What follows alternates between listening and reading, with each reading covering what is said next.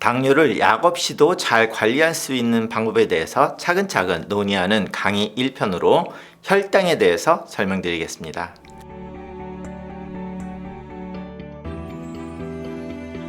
안녕하세요. 미국 LA에서 내과 전문의와 신장내과 전문의로 전반적인 관리를 위해서 주치의로 활동하고 있는 의사 조동혁입니다. 지난 시간에는 당뇨에 대해서 오랜만에 전반적인 리뷰를 해드렸는데요. 아무래도 제가 그동안 당뇨에 대해서 굉장히 많이 영상을 찍다 보니까 너무 고난도의 지식이 많으신 분들만 이해할 수 있는 부분을까지 올라가다 보니 너무 어렵다는 말씀을 하시는 분들이 많아서 정리를 하면서 당뇨에 대해서 리뷰를 해보는 시리즈로 가고 있습니다. 그래서 지난 영상을 보시지 않았다면 지난 영상 먼저 보시고요. 자, 오늘은 당뇨의 치료, 관리에서 약 없이 건강하게 하는 방법을 리뷰해 드리겠습니다. 그런데 그게 양이 많아서 이 부분에 대해서는 몇 개의 또 서브 시리즈로 할 예정인데요. 오늘은 질병의 최상의 치료 및 관리를 위해서 가장 중요한 그 질병의 원리, 메커니즘의 이해가 필요하다고 생각을 해서 혈당에 대해서 설명을 좀 해드리겠습니다. 당뇨병이라고 하면 모두 다 들어보고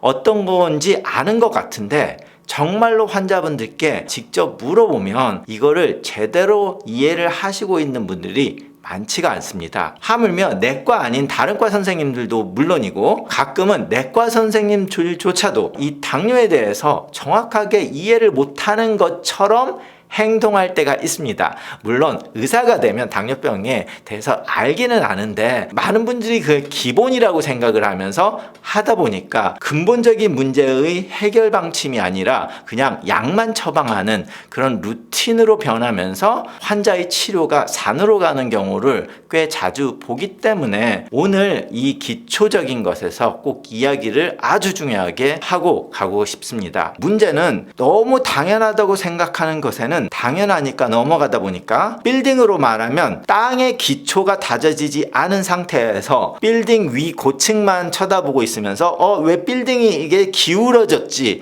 라고 생각을 하고 있다면 땅의 기초적인 것을 이야기하지 않으면 왜 건물이 반드시 지어지지 않는 거를 이야기를 할 수가 없죠. 자, 그래서 오늘 이 강의를 정확하게 이해하고 이해해서 끝나는 게 아니라 당뇨병의 관리에서 항상 생각을 해야 약 없이 당뇨를 건강하게 관리할 수 있는 방법을 제대로 할 수 있기 때문에 꼭 이 강의는 잘 들으시기 바랍니다. 자, 혈당이란 무엇인가? 혈당은 혈액 내에서 존재하는 포도당의 농도를 의미하고 이 포도당은 신체의 주요 에너지원으로 쓰이게 됩니다. 포도당은 식사를 통해서 섭취한 탄수화물이 소화돼서 생성이 되는데요. 그래서 이 혈당은 세포에 에너지를 공급하고 뇌, 근육, 장기 등의 기능을 유지하는데 아주 중요한 역할을 합니다. 자, 그런데 여기서 가장 중요하게 생각하셔야 되는 것은 혈당입니다.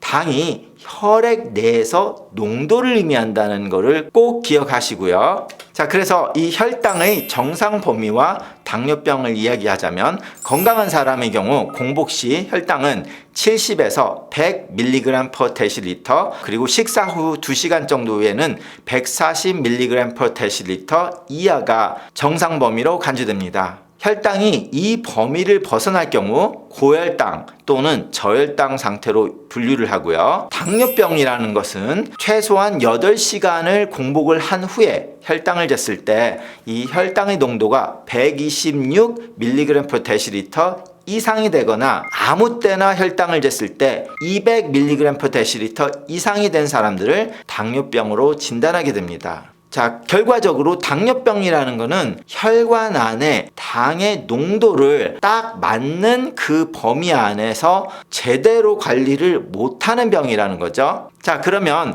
혈당 변동의 원인이 뭐가 있을까요? 혈당을 올리는 거에서는 식사는 혈당에 직접적인 영향을 미치겠죠. 특히 탄수화물이 많은 음식을 섭취하게 되면 이 탄수화물이 포도당으로 바뀔 수 있기 때문에 혈당이 급격히 상승을 할 수 있습니다. 식사 후에 혈당이 높아지는 것은 자연스러운 현상이기는 하지만 당뇨병의 환자인 경우 혈당 조절이 어렵기 때문에 식사 관리가 중요하게 됩니다. 식사를 하면 혈당이 올라가니까 내가 올라가는 것을 제대로 관리를 못하는 병, 즉 당뇨병이 있다면 그 올리는 거를 관리를 하는, 즉 식사 관리가 중요하다는 거죠. 자, 이렇게 식사를 통해서 혈당을 조절하는 방법은 좀 여러 가지 자세한 포인트들이 있다 보니까 이것은 따로 다음 영상에 더 자세히 설명을 드리겠습니다. 자, 그리고 운동과 혈당에 대해서, 운동은 혈당을 낮추는 데 도움이 되죠. 근육이 에너지를 사용하면서 혈당이 소모되기 때문이죠. 규칙적인 운동은 인슐린 민감성을 높이기도 하고 따라서 혈당을 조절하는 데 용이하게 됩니다. 자, 그리고 스트레스에 대해서 이야기를 해야 되는데요.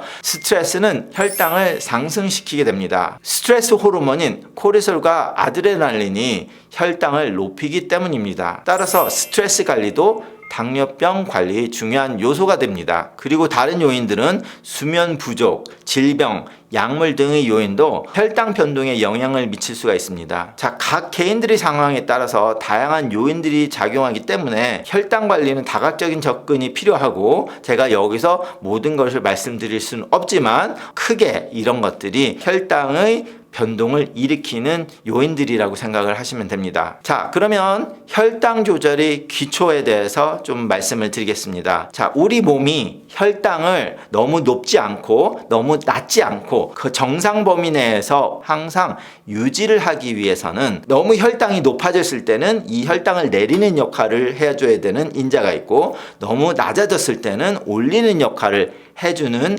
그런 작용이 있죠. 자동차로 말하면 엑셀레레이터와 브레이크를 생각을 하시면 됩니다. 자, 그럼 엑셀레레이터를 밟는다는 거는 혈당이 올라가는 거고, 브레이크를 밟으면 혈당이 떨어지는 거라고 비교를 하자면, 식사를 했거나 당이 올라가서 엑셀레이터가 너무 밟혀서 속도가 많이 올라간, 수치가 많이 올라갔을 때는 브레이크를 걸어야 되는데요. 이때 브레이크를 거는 것이 인슐린입니다. 인슐린은 혈당을 낮추는 역할을 하고, 반대로 글루카곤은 혈당을 높이는 역할을 합니다. 자, 여기서 의학 설명을 하다 보면 굉장히 많은 영어와 의학 용어가 나오기는 하는데요. 어떤 작용을 말씀을 드리고 거기에 혼동이 안 되려면 어쩔 수 없이 용어를 말씀드려야 되다 보니까 꼭 그 용어를 외우라고 하는 거가 아니라 그런 메커니즘이 있다라는 것을 이해를 하시면 됩니다. 자, 그래서 인슐린은 혈당을 낮추고 글루카곤은 혈당을 높이는 역할을 하는데요. 이렇게 해서 혈당의 균형을 정상 범위로 유지를 하는 기능을 하고요. 그리고 두 번째로 중요한 것이 간, 그리고 근육의 역할입니다. 간은 우리가 혈당인, 즉 포도당을 많았을 때 저장하고, 또 포도당이 부족해서 포도당이 필요하다고 하면 포도당을 다시 방출할 수 있는 역할을 담당하는 기능을 하고 있습니다. 그리고 근육에서는 운동을 할 때 혈당을 소모해서 인슐린 감수성을 높이는 데 중요한 역할을 하기도 하고요. 다른 각도에서 설명을 하자면, 혈당을 올리는 방법 중에서 내 몸의 외부에서 들어와서 혈당을 올리는 방법이 있고, 내 몸 자체에서 혈당을 올리는 방법이 있습니다. 내 몸 바깥에서 들어와서 혈당을 올리는 방법은 식사죠.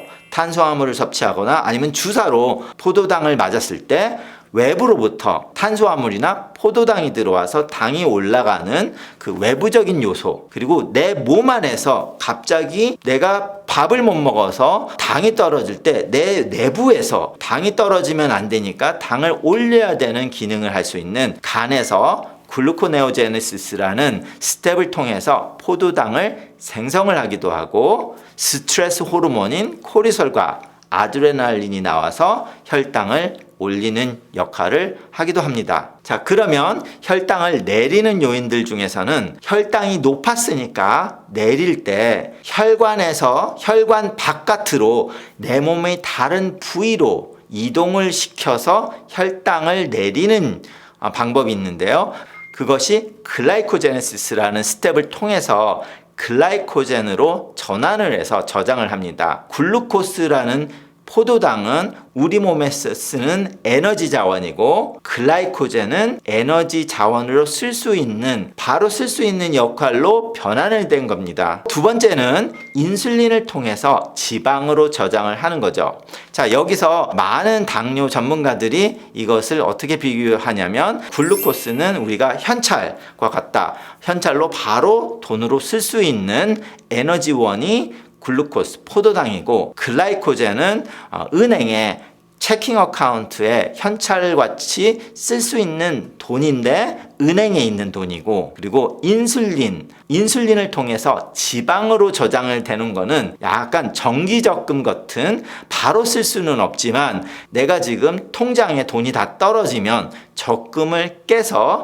돈으로 환산을 할 수 있는 좀 더 저장을 오래 할 수 있는 방법으로 한 것이 인슐린을 통해서 지방으로 변환한 그 지방을 말합니다. 그 지방으로 이동시켜서 혈당을 내리는 요인이 되게 됩니다. 그래서 혈당이라는 건 혈관 안에 있는 포도당의 수치는 내 주머니에 있는 현찰과 같은 거니까 그 현찰을 은행의 통장에다 넣어놓으면 내 주머니의 돈은 줄어들겠죠. 자, 그래서 그걸 더 나가서 정기적금으로 예금을 해놓으면 내 주머니에 있는 돈이 글로 들어가면서 내 주머니에 돈이 줄어들겠죠. 그래서 내 주머니는 혈관 안에 있는 포도당 수치를 말한다고 생각하시면 되고요. 그렇게 저금을 할 수도 있지만 써서 없애버릴 수도 있죠. 쇼핑을 가가지고 돈을 써서 없애버릴 수 있는 방법이 있는데, 그런 식으로 혈당을 내리는 써서 없애버리는 것은 운동이 되겠습니다. 그러다 보니 당뇨에서 혈당이 올라가는 것을 방지하는 가장 중요한 것이 식사, 외부에서 들어오는 것을 막아버리고, 그리고 벌써 내 몸 안으로 들어온 것은 써서 없애버리는 게 가장 중요하다 보니까 운동이 두 번째로 중요한 요소가 됩니다. 자, 그런데 주머니에 돈이 적금을 들거나 아니면 은행에 디파짓하면 내 주머니에는 돈이 줄어들었지만 결국은 어딘가에 그 돈이 내 몸 안에 있는 거죠. 결과적으로 이렇게 글라이코젠으로 저장을 하든지 지방으로 저장한 것은 당뇨의 관리에서 최상이 아니라 가장 좋은 것은 없애버리는 거죠. 운동. 그래서 운동이 굉장히 중요한 것 다시 한번 말씀드리고요. 자, 그래서 이렇게 당뇨를 관리하는 데서 중요한 포인트 중에 근본적인 기본적인 것이 혈당이고, 그 혈당을 모니터링하는 방법은 두 가지가 있습니다. 첫 번째는 집에서 손가락 끝을 바늘로 찔러서 피를 내서 확인하는 글루코메터라고 해서 기계가 있고요. 두 번째 기계는 지난 10년 정도 안에 나온 Continuous Glucose Monitoring이라고 하는 기계로서 현재로서는 미국에서는 프리스타일 리브레와 덱사콤 회사에서 만드는 두 가지 제품이 있고요. 그것은 대부분 이 팔 뒤꿈치에 한 번 부착하면 2주 동안 나의 혈당을 계속 체크를 하고 있기 때문에 전화기 앱을 쓰거나 아니면 기계를 써서 갖다 대서 이 내 혈당을 수시로 볼 수 있는 그런 기기가 있습니다. 그래서 굉장히 편리성은 좋은데 정확도가 조금 떨어져서 우리가 식사를 할 때 내 혈당이 어느 정도인가 보면서 좀 느낌을 받겠다 하면은 유용하게 쓰일 수 있지만 여기서 조금 문제가 있다면 다시 글루코메트를 사용해서 손가락을 찔러서 확인해 보는 작업이 필요하기도 합니다. 자, 오늘은 혈당에 대해서 아주 기초적이지만 매우 중요하기 때문에 항상 잊지 않고 생각해야 되는 혈당의 변화 및 조절 메커니즘, 이런 것을 살펴봤는데요. 다음 시간에는 이 지식을 이용해서 식사를 어떻게 해서 혈당의 관리를 해야 가장 좋은가에 대해서 설명해 드리겠습니다. 감사합니다.